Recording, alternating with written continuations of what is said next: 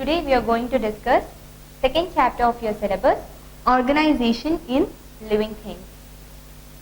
See, there are many organisms on this earth, and then there are living things and non-living things. Living things are human beings, or people, and animals and plants.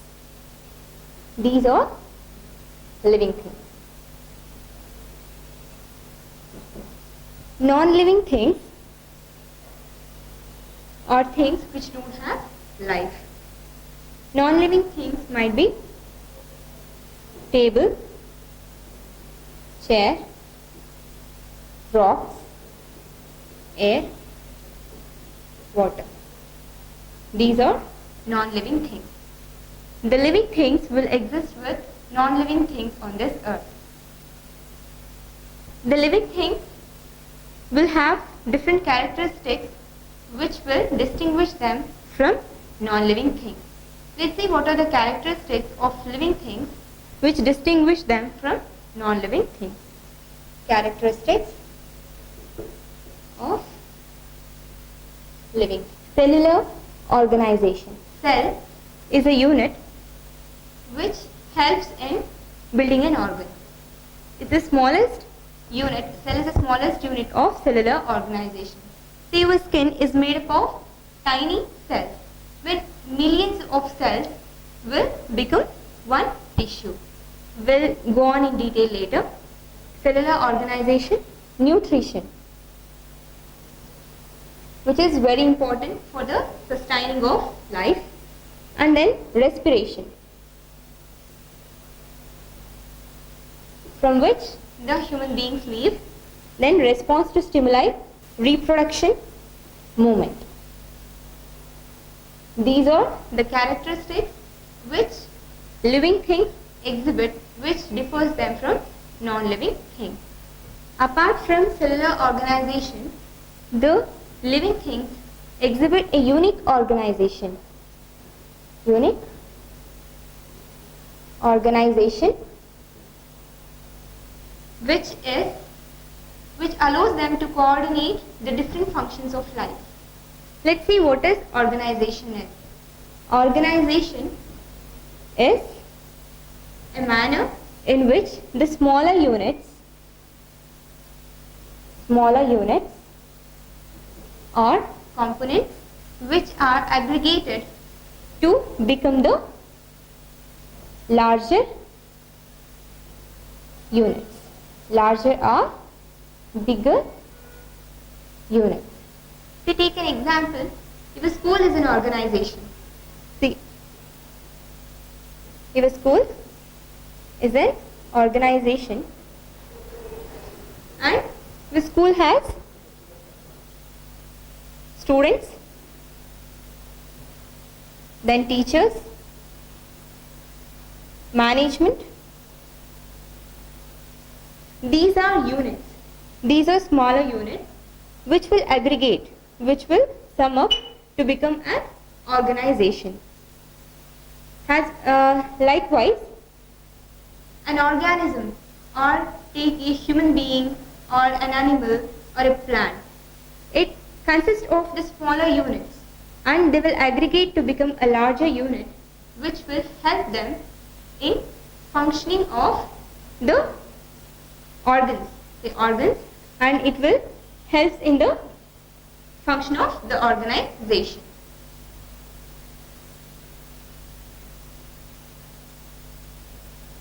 Each unit will represent a level. Each unit will represent a level which exhibit a different function or a specific function, and there will be interaction among the units. Between the units there will be interaction. This is about organization. Organization is the manner in which the smaller units or components will aggregate to become the larger or bigger unit.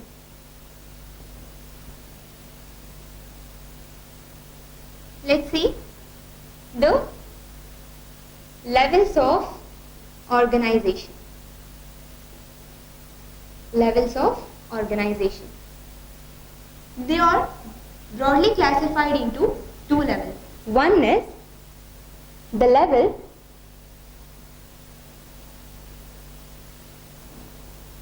lower to the organism, lower than the organism, and the another level higher to the organism. The one which is lower than the organism is called the lower level, and which is above the level of the organism, that is called higher level. Let's draw a pictorial representation of the levels of the organism.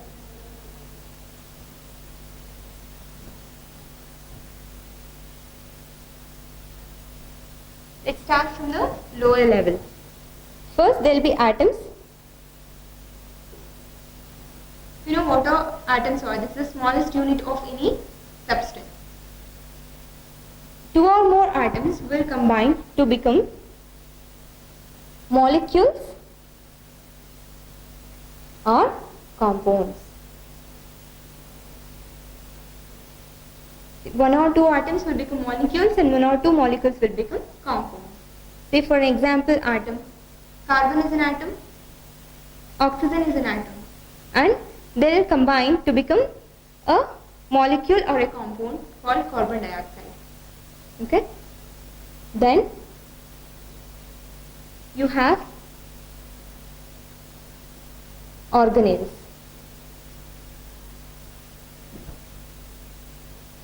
Then we have living cells. Sorry, before living cells we have tissues. The organelles will combine, form tissues. Then the one or more tissue will combine to become the living cells. Living cells, and then tissues, and these tissues will combine to become organs.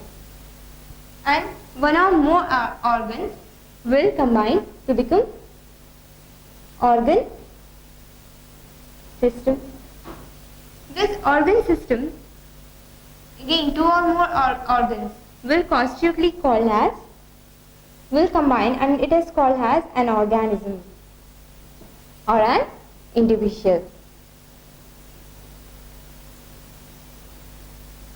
So you are an organism.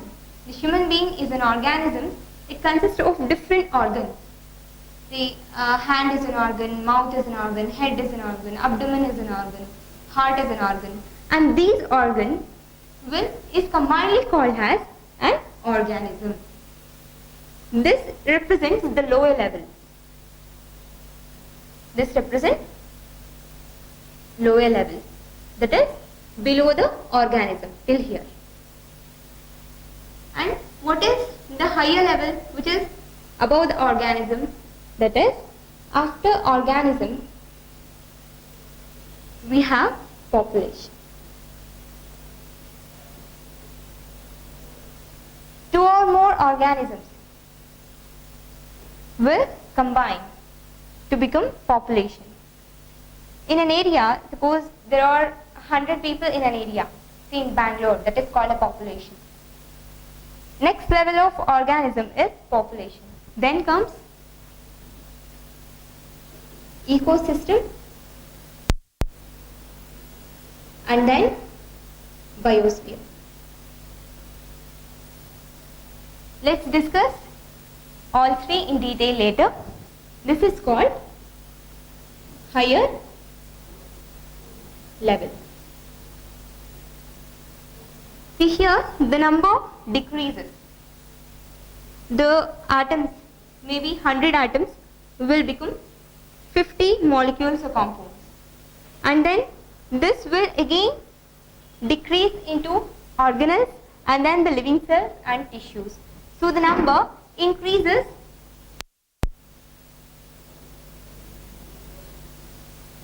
this way, increases. We have one biosphere. In one biosphere we have several ecosystems, and then in each ecosystem we have different population, and then in each population we have different organisms. So the number increases downwards. As the number increases, the complexity decreases. So the complexity increases this way. The complexity increases. As the number decreases, the complexity increases. Complexity. This is the structure of the levels of the organization, and this is the lower level till here, till organism, and this is the higher level. Let's discuss lower level of organization. Lower level of organization.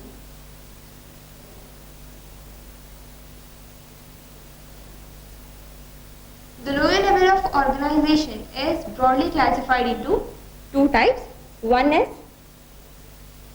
molecular level and another is cellular level. Let's see what is molecular level is. Molecular level is the lower level of the organization where the molecules are formed by different atoms. Say you have an organ which is made up of different tissues which are further made by different cells. Okay, these cells are made up of different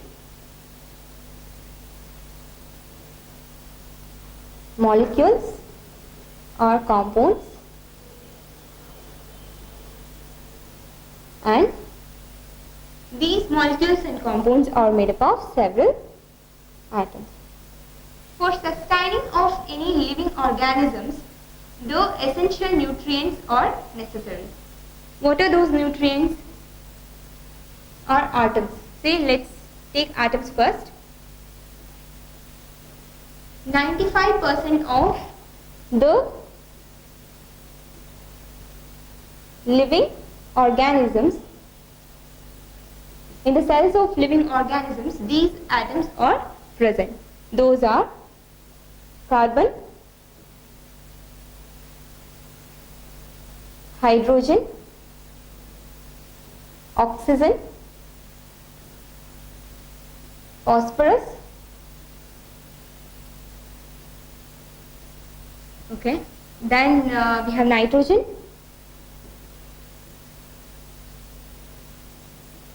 and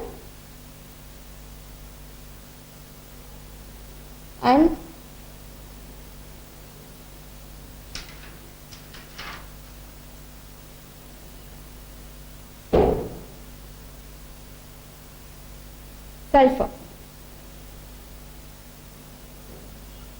These are the 6 atoms which are essential for the sustaining of any human cell.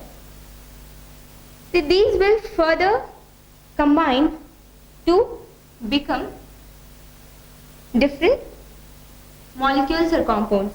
Say these will become carbon will combine with oxygen to become carbon dioxide. The hydrogen will combine with oxygen to become water, and the carbon will combine with hydrogen to become methane. Okay, and then the nitrogen and carbon, hydrogen, all the atoms will combine and it will become carbohydrates, fats, and so on. This are all present in the living cell. So you came to know how the atoms will have become molecules and compounds. Then the living things will contain different acids as well. They contain DNA, that is deoxy ribose nucleic acid. Nucleic acid. This is called molecule of life. This DNA, that is deoxyribose nucleic acid, is called as molecule of life because it is responsible for transferring the characters from parents to children. Okay? DNA, deoxyribose nucleic acid, is responsible for transferring the characters from parents to children. We have one more called RNA, ribose nucleic acid as well. And we have many compounds which are helpful in functioning of the human life or the organism life, maybe human or animals or plants.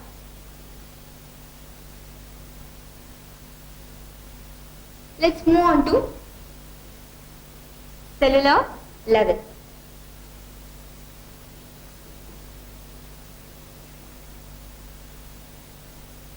Cell is the smallest unit of cellular organization. See, you could have seen the building or a wall which is constructed of bricks. Likewise, cells are also units which makes up an organ. The combination of cells are called tissues. See, if this is the cell, this will combine to form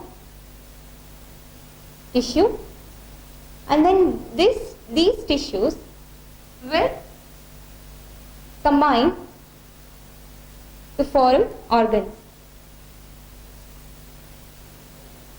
different organs. Say one is heart, one is liver. These are organs are made up of tissues. The cells will become tissues and the tissues will lead to organs. Okay? And let's see what is a tissue. Tissues are group of cells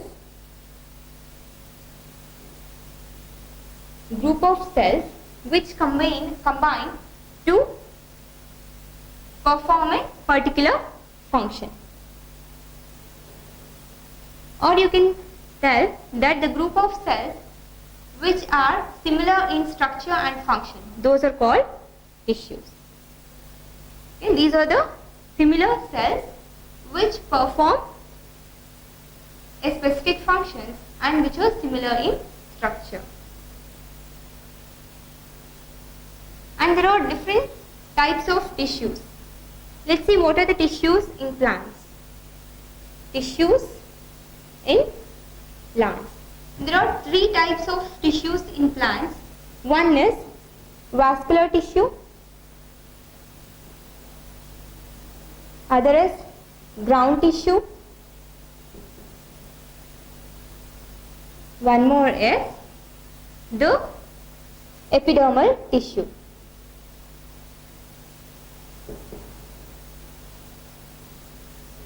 Okay. Before coming here, we were discussing about cell. Right? Cell is the smallest unit of the cellular organization. It's the smallest unit. There can be a unicellular organism. We know that amoeba. Amoeba is an unicellular organism which function using only one cell. This cell will perform all the essential functions which is required for the functioning of this organism. You see, amoeba paramecium. These are the organisms which consist of only one cell. These are called unicellular organisms. But the other animals and plants, say animals, cat, mice, and then elephant, and human beings, and then the trees, all are multicellular organisms. These contain more than one cell or many cells. Okay? In multicellular organisms, only one cell is not be capable of doing all the functions, perform all the functions. So there are multiple cells which club up or will group up to perform a specific task. Say tissues, those will perform the specific function. Say there are blood tissues which helps in the collection of the blood, and then there is muscular tissue which helps in the movement of the body. Likewise, there are many tissues which perform the specific function. Let's see the tissues in plants. There are three types of tissues in plants. Those are vascular tissue, ground tissue, and epidermal tissue. See here, if you take the section of the stem, then you can see all these three tissues. Here, the epidermal tissue is the outer tissue which will provide the protection to the plant, which is the outermost layer which provides protection to the plant. This is epidermal tissue. And there is ground tissue which constitutes the inner part and which helps in other functions of the plant. See the production of food and all. And then there is one more vascular tissue which helps in the transportation of the vascular tissue, comes in between the epidermal and the ground tissue, and with the vascular tissue helps in the movement of the food and water in the plants. See, there is a plant. See, the water is absorbed from the roots and it has to reach the every part of the plant, whether it may be leaf or the stems.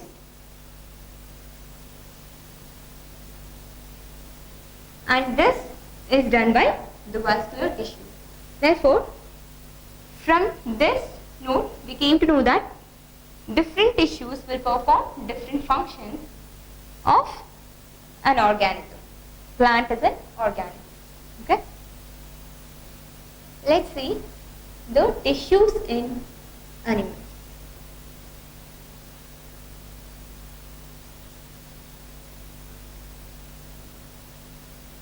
Tissues in animals. One is the muscular tissue,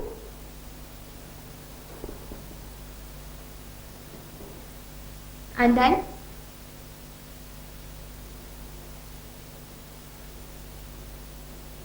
the blood tissue, nervous tissue,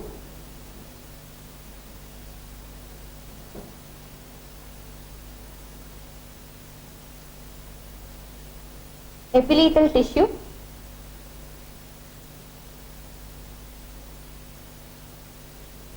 epithelial tissue, epithelial tissue, EIA. Then connective tissue.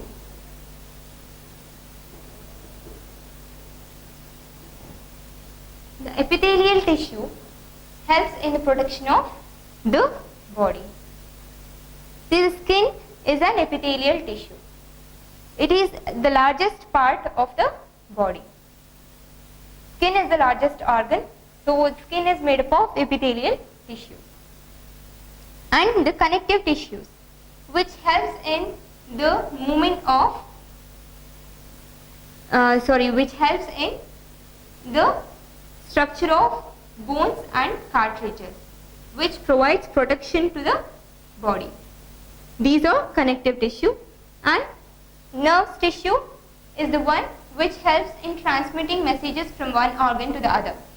See, if you touch something, then you feel. So this is done by the nerve system, where it will transmit the message from your hand to your brain. That is done by nervous tissue. And this is about the tissues in animals. So the muscular tissue helps in movement, and the blood tissue helps in the creation of blood cells. Okay?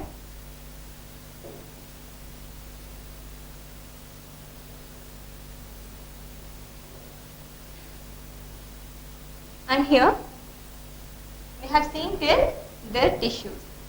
The two or more tissues will combine to become an organ. Okay, let's go to organ. What is an organ? An organ, we can say the group of tissues. Okay, we can say organ is a group of tissues. Hand is an organ, eye is an organ, head is an organ, neck is an organ, and legs, feet, these are all organs. The different organs will perform different functions. And it is not that one organ will perform only one function. There are organs which perform different functions as well. Let's say take the example of an organ, heart. This will pump the blood. Right? The other organs will help the heart to perform its function. See, the blood vessels will transmit the blood to the heart, and the lungs will, and the bones will protect the heart. And these are the functions of the heart will pump the blood that you came to know. And then this is how the two or more organs will coordinate to perform a specific task.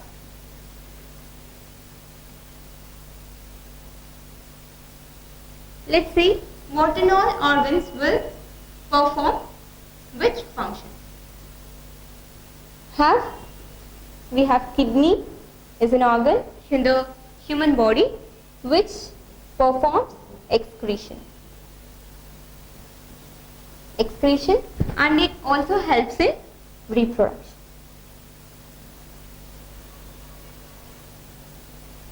And skin provides protection, that you know.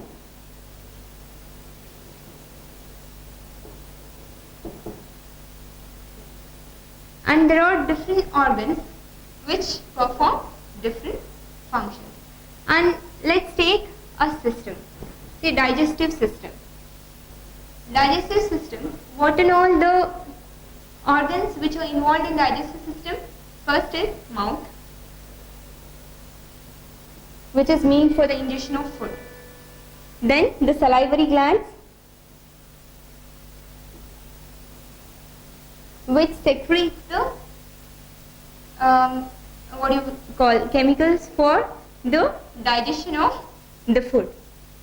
Then the esophagus, or the food pipe, which carries the food all the way to the stomach, and then the stomach, whose contractions and relaxations helps in breaking the complex food material into simpler molecules.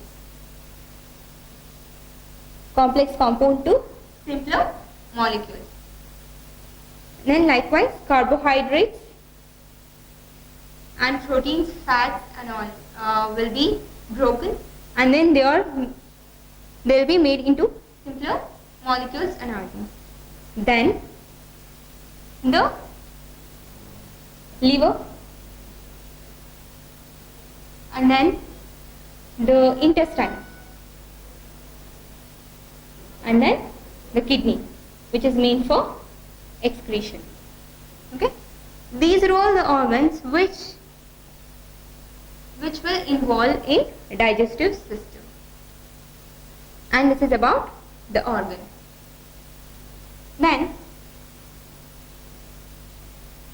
let's move on to organ system. See, in plants also we have different organs.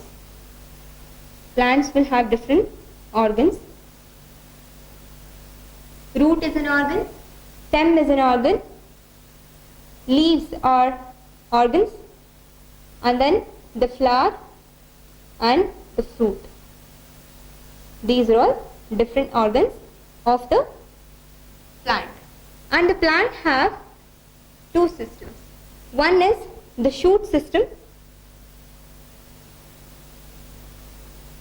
another is the root system. The root and the root branches are called root system, and the remaining part of the plant, those are stem, branches, leaves, flowers and fruit, are called shoot system. Okay? There are many tissues, and these are the organs which helps in performing the functions. We have the sunlight falls on the red pigment called chlorophyll, and they'll produce the plants produce their own food. These different organs will combine to become an organ system, and that is called as an organism.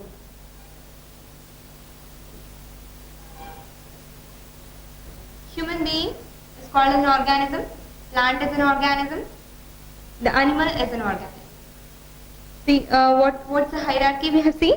First there will be atoms, and then two or more atoms will combine to become molecules and compounds, and then the living cells before that organelles, of course, and then the living cells, then the tissues, then the tissues, then organ, write it here, organ, then organ system. Then this organ system will commonly called as an organism. This is the organization in living things, the lower level.